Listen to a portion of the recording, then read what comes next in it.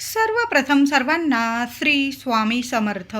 स्वामी महाराजांच्या कृपेने तुमच्या सर्व चांगल्या इच्छा पूर्ण होत ही स्वामींचरणी प्रार्थना करते आणि आजच्या व्हिडिओला सुरुवात करते. 28 ऑगस्ट 2026 शुक्रवार दिवशी श्रावण पौर्णिमा म्हणजेच रक्षाबंधनाचा मोठा सण आलेला आहे. भाऊ बहिणीच्या पवित्र नात्याचा हा सण असतो. आनंदी आनंदगडे जिकडे तिकडे चोहीकडे असा काठोकाठ भरून ओसंडणारा आनंद श्रावणात आपल्याला आढळून येतो. या महिन्यात अनेक सणांची नुसती गर्दी असते. त्यातीलच एक वैशिष्ट्यपूर्ण सण म्हणजे भाऊ बहिणींचा पवित्र नात्याचा हा सण म्हणजे राखी पौर्णिमा. तर बघा, श्रीकृष्णाच्या करंगळीला जेव्हा सुदर्शन चक्राचा घाव लागला तेव्हा द्रौपदीने आपल्या साडीचा पदर फाडून बांधला. तेव्हापासून द्रौपदीच्या रक्षणाची जबाबदारी भगवान श्रीकृष्णांवर आली. श्रीकृष्ण द्रौपदीला बहीण मानित होते. जेव्हा द्रौपदीचे वस्त्रहरण होत होते तेव्हा भगवान श्रीकृष्णांनी तिची रक्षा केली. जेथे स्त्रियांचा मान राखला जातो तेथे देवतांचा वास असतो असं म्हटलं जातं. भाऊ बहिणीचे प्रेम हे अत्यंत पवित्र असते. बहिणीच्या मनात आई वडिलांबद्दल आदराची भावना असते, तसेच भावाबद्दल अपार प्रेम असते. आपल्या भावाचा प्रपंच सुखाचा व्हावा म्हणून ती सतत प्रयत्न करते. भावाच्या कल्याणासाठी देवांजवळ रात्रंदिवस प्रार्थना करत असते. या पौर्णिमेचे आणखीन एक नाव म्हणजे पोवती पौर्णिमा. पोवती याचा अर्थ म्हणजे पवित्र. बघा, रक्षाबंधन या दोन नावांनी सुद्धा ओळखलं जातं. रक्षाबंधन आणि पोवती पौर्णिमा म्हणून सुद्धा या सणाला ओळख आहे. श्रावण शुक्ल पौर्णिमा म्हणजेच नारळी पौर्णिमा तिथी प्रारंभ होत आहे. 27 ऑगस्ट 2026 सकाळी 9:08 ही पौर्णिमा तिथी प्रारंभ होत आहे आणि 28 तारखेला शुक्रवारी सकाळी 9:47 ही पौर्णिमा तिथी समाप्त होत आहे. 27 तारखेला संपूर्ण दिवस रात्र ही पौर्णिमा तिथी असून 28 तारखेला सकाळी 9:47 ही पौर्णिमा तिथी संपत आहे. पण 28 तारखेचा सूर्योदय बघितलेली ही तिथी असल्यामुळे 28 तारखेला सुद्धा आपण पौर्णिमा तिथी साजरी करणार आहोत, म्हणजेच रक्षाबंधन हा सण साजरा करणार आहोत. बऱ्याचशा घरांमध्ये पौर्णिमा तिथीला रक्षाबंधन, श्रावण पौर्णिमेला सत्यनारायणाची महापूजा केली जाते. तर तुम्ही गुरुवार रोजी 27 तारखेला संपूर्ण दिवसभर आपल्या घरात सत्यनारायणाची महापूजा करू शकता. आता 27 तारखेला तुम्हाला नाही जमलं, मग 28 तारखेला सुद्धा ही तिथी पौर्णिमा तिथी सूर्योदय बघितलेली असल्यामुळे तुम्ही 28 तारखेला सुद्धा घरात तुमच्या सत्यनारायणाची महापूजा करू शकता. अतिशय शुभ दिवस आहे. आता कॅलेंडरमध्ये लिहिलेलं आहे की 28 तारखेला खंडग्रास चंद्रग्रहण आहे. तर हे चंद्रग्रहण भारतातून दिसणार नसल्यामुळे कुठलेही वेद नियम पाळायची गरज नाही. अगदी गर्भवती महिला असतील, लहान मुलं असतील, आजारी अशक्त व्यक्ती आहे, त्यांनी सुद्धा कुठलेच ग्रहणाचे नियम वेद पाळायची गरज नाही. पण तुमच्या मनात काही शंका असेल तर मग एक तुळशीपत्र तुम्ही जेवण बनवलेलं असेल, पिण्याचं पाणी भरून ठेवलेलं असेल, त्यात एक तुळशीपत्र टाकून ठेवायचं आहे. कुठलेच दोष तुम्हाला लागणार नाही. आणि ज्या गर्भवती महिला असतील, अशक्त व्यक्ती, तुम्ही एक तुळशीपत्र चावून खाऊन जरी घेतलं तर कुठलेच दोष किंवा ग्रहणाचे काही तुम्हाला कुणी सांगितलेलं आहे की हे नियम पाळा ते नियम पाळा, कुठलेच नियम पाळू नका. फक्त एक तुळशीचं पान तोंडात ठेवा. नंतर ते तुळशीचं पान तुम्ही खाऊन जरी घेतलं चालेल. तुमचं बाळ आणि तुमच्या तब्येतीवर कुठलाच दोष ग्रहणाचा लागणार नाही. आता परदेशात जिथे ग्रहण दिसणार आहे त्या व्यक्तींनी ग्रहणाचे संपूर्ण नियम वेद जरूर पाळावे. जेव्हा रक्षाबंधन साजरी कराल तेव्हा ग्रहण संपल्यानंतरच तुम्ही राखी पौर्णिमा म्हणजेच रक्षाबंधन हा सण साजरा करायचा आहे. ज्या ज्या प्रदेशामध्ये हे चंद्रग्रहण दिसणार आहे तिथं वेद नियम संपूर्ण गोष्टी अटी जरूर पाळायच्या आहे. सर्वांनी, गर्भवतींनी सुद्धा नियम पाळायचे आहे. बघा, दरवर्षीच रक्षाबंधनाच्या सणावर भद्राकाळ हा असतोच. तर मग यावर्षी सुद्धा भद्राकाळ आहे का? 2026 मधील रक्षाबंधनाच्या सणावर भद्राकाळाचं संकट आहे का? तर यावर्षी भद्राकाळाचं संकट नसून आपण फक्त राहू काळ पाळायचा आहे. तर यावर्षी 27 ऑगस्टलाच भद्रकाळ रात्री सुरू होणार आहे आणि 28 ऑगस्ट रोजी सूर्योदयापूर्वीच समाप्त होत असल्यामुळे 28 ऑगस्टला हा भद्रकाळ नसणार आहे. तर काही लोक भद्रकाळ पाळतात, तर काही लोक पाळत नाही. भद्रा म्हणजे काय, तर भद्रा ही सूर्य आणि छाया यांची मुलगी आहे. यमदेवांची, शनिदेवांची बहीण आहे. भद्राचे रूप अतिशय कुरूप आहे. ब्रह्मदेवांनी भद्रेला श्राप दिलेला आहे. कुणीही तुझ्या काळात शुभ मंगल कार्य केले तर त्यांना नुकसान होईल, अशुभ ठरेल, म्हणून या काळात शुभ गोष्टी करू नये असं म्हटलं जातं शास्त्रानुसार. म्हणून आपण हा भद्रा काळ पाळत असतो. वर्षाचा मोठा सण आहे तो म्हणजे राखी पौर्णिमेचा, भाऊ बहिणीच्या पवित्र नात्याचा. म्हणून भद्रा काळात राखी चुकून सुद्धा बांधू नये. पण यावर्षी 2026 मध्ये भद्रा काळ हा 28 तारखेला पहाटेच संपणार असल्यामुळे, सूर्योदयापूर्वीच समाप्त होत असल्यामुळे 28 तारखेला कुठलाच भद्रा काळ नाही आहे. फक्त या 2 तासाच्या राहू काळात चुकून सुद्धा आपल्या भावाला राखी बांधू नका. आपण वर्षाचा मोठा सण साजरा करणार आहोत.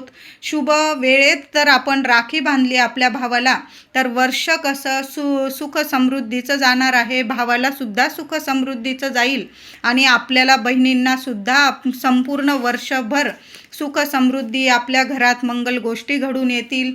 तर 28 ऑगस्टला सकाळी 10 ते दुपारी 12 वाजेपर्यंत हा 2 तासाचा राहू अशुभ काळ असणार आहे. कळालं असेल माझ्या महिलांना, दादांना.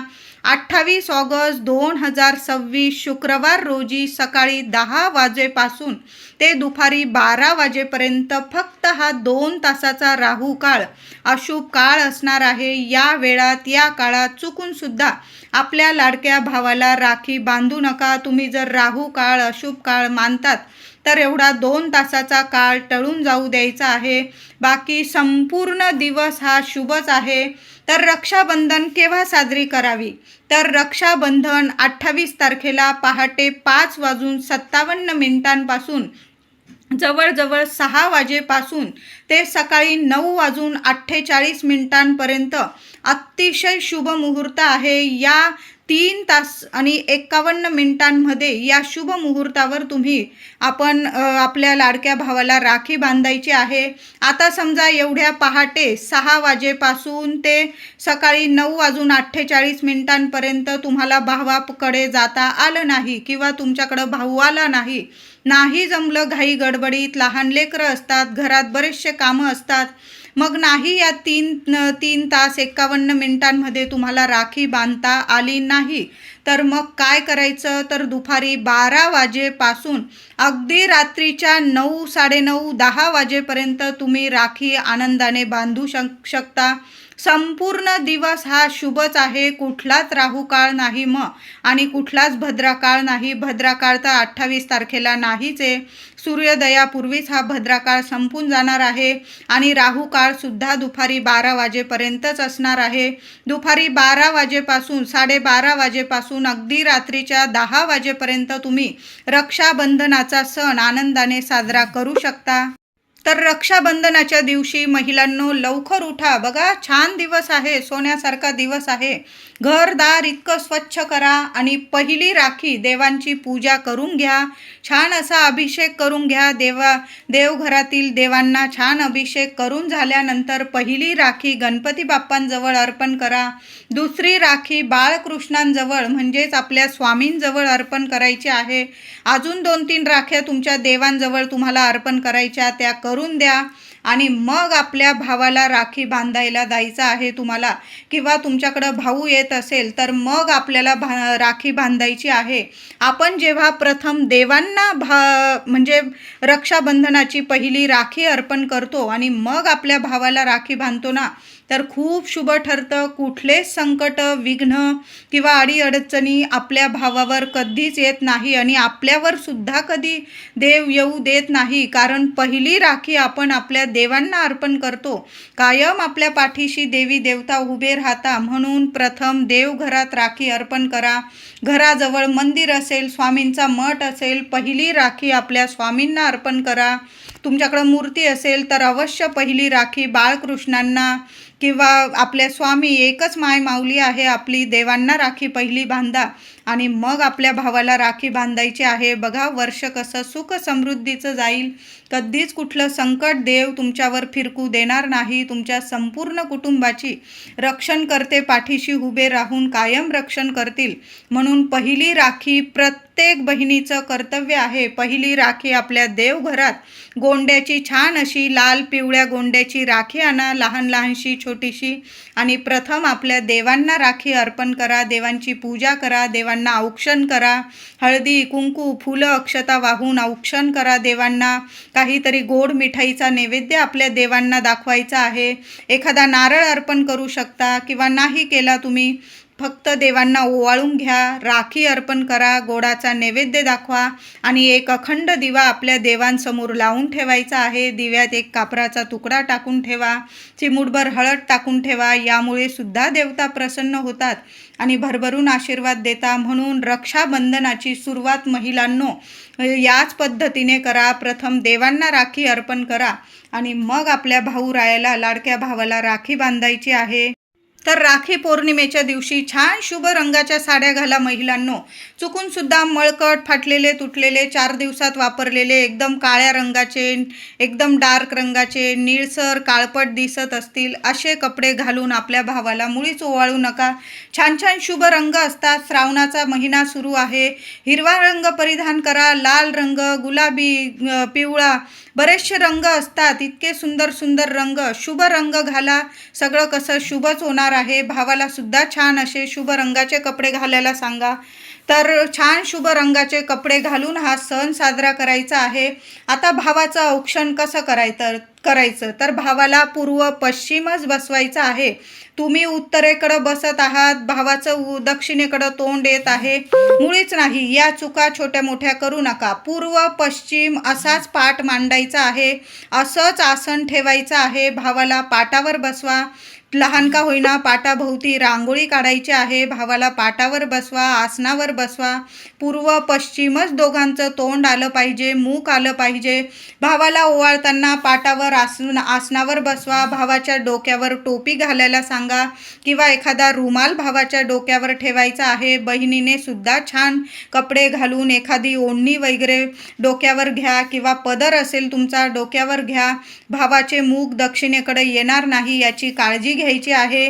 औक्षणाच्या ताटामध्ये हळदी कुंकू, अक्षता, एक सुपारी, सोन्याची वस्तू, दिवा, राखी, गोड मिठाई, साखर किंवा गोड मिठाई आणि एक नारळ, त्याला कलावा बांधून घ्यायचा आहे. 5 वेढे, 3 वेढे लाल पिवळा कलावा बांधून घ्या. एक नारळ तर अवश्य घ्या. श्रीफळ खूप शुभ ठरतं.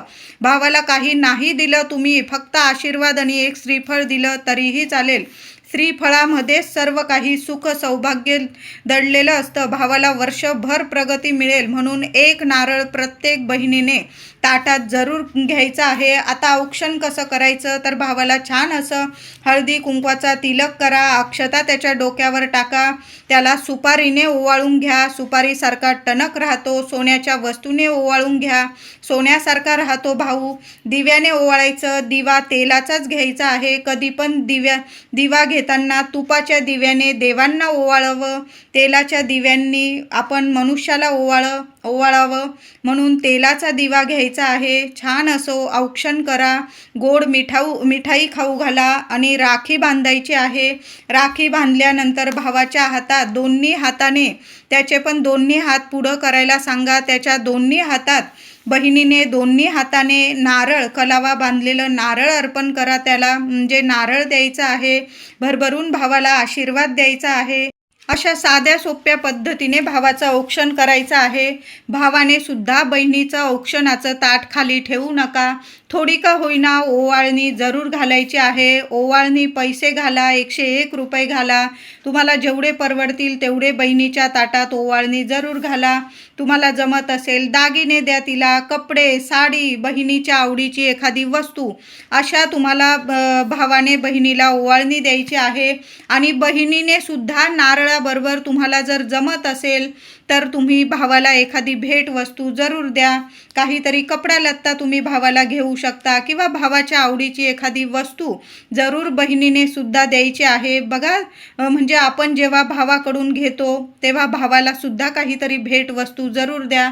आणि त्यात नारळ तर जरूर द्यायचं आहे. कपडे लत्ते भेट वस्तू त्याला आवर्जून द्या. आणि भावाने सुद्धा बहिणीचं ताट औक्षणाचं खाली ठेवू नका. हे 2 सण खूप महत्त्वाचे असतात. जेव्हा राखी पौर्णिमेच्या दिवशी महिलांनो, तुम्ही जर माहेरी गेलेला असाल आणि माहेराहून परत येत असाल तर चुकून सुद्धा धारदार वस्तू असतील, काचेच्या वस्तू असतील, लोणचं असेल, तिखट किंवा अंथरूण पांघरूण खलबत्ता मुसळी अशा वस्तू अजिबात चुकून सुद्धा आणू नका. इतर दिवशी आणू शकता, पण अशा शुभ प्रसंगी आपण जाणार आहोत माहेरी आणि भावाला औक्षण करून घरी येणार आहात तुम्ही सासरी. माहेराहून सासरी येताना चुकून सुद्धा अशा वस्तू आणू नका की आपल्या घरात संकट येतील ओढून किंवा पतिदेव मुलांना संकट येतील. अशा वस्तू आणू नका. मग त्यात धारदार वस्तू असतील, काचेच्या वस्तू असतील, लोणचं असेल, नात्यात काही वेळा लोणच्याने सुद्धा नात्यामध्ये आंबटपणा येतो, तिखटपणा येतो. म्हणून लोणचं आणा तुम्ही. मी म्हणत नाही, आपली आई आपल्याला अगदी आनंदाने प्रेमाने लोणचं बनवून देते. तुम्ही इतर वेळी गेला माहेरी तेव्हा लोणचं आणा, मी नाही म्हणत नाही. खरं तर लोणचं आणू नये असं शास्त्रात म्हटलेलं आहे, पण आई एवढ्या प्रेमाने देते म्हटल्यावर आपण नाही कसं म्हणायचं. पण अशा शुभ तिथींना जेव्हा आपण माहेरी जातो ना, तेव्हा या गोष्टी आणू नका. तुम्ही इतर वेळी जेव्हा आईला वडिलांना भेटायला जात असाल भावाला, तेव्हा या गोष्टी तुम्ही घेऊन येऊ शकता, पण अशा शुभ तिथींना या वस्तू घरी आणू नका. त्यात लोणचं, अंथरूण पांघरूण गोधड्या वगैरे अशा वस्तू जर आई देत असेल तर तुम्ही घेऊ नका ह्या वेळेस. पुढील वेळेस नेईल असं सांगून द्या. आईला प्रेमाने समजावून सांगा. आईचा जीव तर आपल्या लेकरांमध्ये खूप अडलेला असतो. म्हणजे तिला असं वाटतं आपली लेक घरी आलेली आहे, काय करू आणि काय नाही, हे देऊ ते देऊ. आईला प्रेमाने सांगा की मी पुढील फेरी मारेल, पुढील वेळा भेटायला येईल तुला तेव्हा मी या वस्तू नेईल. फक्त या रक्षाबंधनला या वस्तू आणू नका माहेरून. आता राखी पौर्णिमा म्हटलं की आपले बाजार इतके सुसज्ज झालेले आहे, जिथं बघावं तिथं राख्याच राख्या आपल्याला दिसत आहे. आपल्या लाडक्या भावाला कोणती राखी घेऊ आणि कोणती नाही, प्रत्येक बहिणीला हाच विचार आहे. ती बाजारात जाते तेव्हा तिचं लक्ष प्रत्येक राखीकडं असतं. आपल्या भावाच्या मनगटावर इतकी जगातली सर्वात सुंदर राखी आपण बांधावी असंच तिच्या मनात असतं. तर महिलांनो, रक्षाबंधनला जर तुम्ही राखी खरेदी करत आहात, तुम्ही आधीच राखी खरेदी करत असाल, काही वेळा भावाकडं आपलं जाणं होत नाही, भावाला आपल्याकडे येणं होत नाही, मग आपण पोस्टाने वगैरे राखी पाठवत असतो, मग आधीच राखी खरेदी करतो. तर महिलांनो, तुम्ही रक्षाबंधनच्या दिवशी किंवा आधीच राखी खरेदी करत असाल तर चुकून सुद्धा अशा राख्या खरेदी करू नका ज्यामुळे भावावर संकट येईल. देवी देवतांचे फोटो वगैरे असतील अशा राख्या खरेदी करू नका. छान अशी गोंड्याची वगैरे राखी घ्या. काळपट रंगाच्या चित्रविचित्र राख्या असतील, धारदार वस्तू त्याच्यावर दाखवलेल्या असतील, भूताचे कसलेही चित्र वगैरे असतात त्या राख्यांवर, अशा राख्या चुकून सुद्धा खरेदी करू नका. छान मनमोहक राखी घ्या. यावर्षी राखी पौर्णिमा शुक्रवारी आल्याने शुभ रंगाचे कपडे घाला. माता लक्ष्मीला, देवी देवतांना प्रसन्न करणारे शुभ रंगाचे कपडे साडी नेसून परिधान करून हा सण साजरा करा. वर्ष कसं सुख समृद्धीचं आणि शुभ ठरणार आहे सर्वांना. महिला असतील, माझे दादा असतील, सर्वांनी छान छान शुभ रंगाचे कपडे घाला. धुतलेले स्वच्छ वस्त्र नेसून देवांची सेवा करा. देवांना रक्षाबंधन साजरी करा आणि आपल्या भावाबरोबर आनंदाने हा सण साजरा करा. त्याचबरोबर महिलांनो, तुम्ही जर माहेरी गेलेला असाल तर दुसऱ्या कुठल्याही गोष्टी तुम्ही माहेरून नाही आणल्या तरीही चालेल. फक्त एक वस्तू, मुठभर एक वस्तू घेऊन या. शुक्रवार आलेला आहे, वरदलक्ष्मी व्रत आलेलं आहे. वर्षातून एकमेव दिवस असा असतो की माता लक्ष्मीला आपण जर जी सेवा आपण माता लक्ष्मीच्या चरणी अर्पण करतो ना, तर वर्षभर आपल्यावर माता लक्ष्मी प्रसन्न राहते आणि कशालाच कमी पडू देत नाही. तुम्ही जे पण स्वप्न बघत आहात तर ते सर्व स्वप्न माता लक्ष्मी साक्षात दर्शन देऊन पूर्ण करेल. तर वरदलक्ष्मी व्रत, राखी पौर्णिमा, शुक्रवार सुंदर दिवस आहे. माहेरी गेलेला असाल तर माहेराहून काहीही आणू नका, फक्त मूठभर खडं मीठ घेऊन यायचं आहे. आईकडं गेलेला असाल तर फक्त मूठभर खडं मीठ एखाद्या पिशवीत, एखाद्या कागदात वगैरे बांधून नीट घरी घेऊन या. बघा, मीठ साक्षात लक्ष्मी माता आहे, ते मीठ घरी घेऊन या. माहेरचं आणि सासरचं घरात इतकी भरभराट होणार आहे, दोन्ही घरांची भरभरून भरभराट होईल, प्रगती होईल. दोन्ही घरात कशालाच कमी पडणार नाही. आईकडून मूठभर मीठ, खडं मीठ घेऊन यायचं आहे, बाकी काहीही आणायची गरज नाही. कुणाकडं हात पसरवायची तुम्हाला कधीच वेळ येणार नाही. तुमच्या माहेरच्या घरातसुद्धा भरभरून भरभराट होईल, भावाच्या घरातसुद्धा, आणि तुमच्या घरातसुद्धा माता लक्ष्मीची खूप कृपा होईल. म्हणून मीठ जरूर घेऊन यायचं आहे. मिठाचे चमत्कारिक फायदे, उपाय सर्वांनाच माहीत आहे, मी वेगळं सांगायची गरज नाही. म्हणून मीठ घरी घेऊन यायचं आहे. आपण सर्वच महिला मार्गशीर्ष महिन्याचे महालक्ष्मी व्रत करतो. जेव्हा शांबाला आपल्या माहेरी जाते, तिला कोणी विचारपूस करत नाही. ती घरी परत येताना, सासरी परत येताना माहेराहून फक्त मूठभर मीठ घरी घेऊन येते. बघा, माता लक्ष्मी तिच्यावर किती प्रसन्न होत असते. मीठ हे आपलं सर्वस्व आहे. माता लक्ष्मी आहे, साक्षात माता लक्ष्मीचा आशीर्वाद आहे. मिठामुळेच जेवणाला रुची येते, आपल्या जीवनाला रुची येते, सुख समृद्धी आपल्याला प्राप्त होत असते. सर्व जगाचं सुख ऐश्वर माता लक्ष्मी आपल्याला मिळवून देत असते.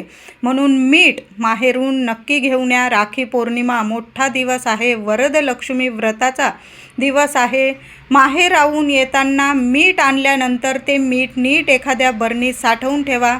तुम्ही जेव्हा पण पुन्हा माहेरी जाल, काही आणलं नाही तरी चालेल, मूठभर मीठ घरी घेऊन येत जा आणि त्या बरणीत वाढीव करत मीठ ठेवून देत जा. नीट ठेवा, ओल्या वगैरे जागी ठेवू नका, मीठ कायम तुमचं चांगलं राहील. तर अशा पद्धतीने राखी पौर्णिमेचा सण साजरा करायचा आहे. व्हिडिओ आवडला असेल तुम्हाला तर लाईक करा, शेअर करा, चॅनलला नक्की सबस्क्राईब करा. कमेंटमध्ये सर्वांनी जय माता लक्ष्मी लिहायला अजिबात विसरू नका.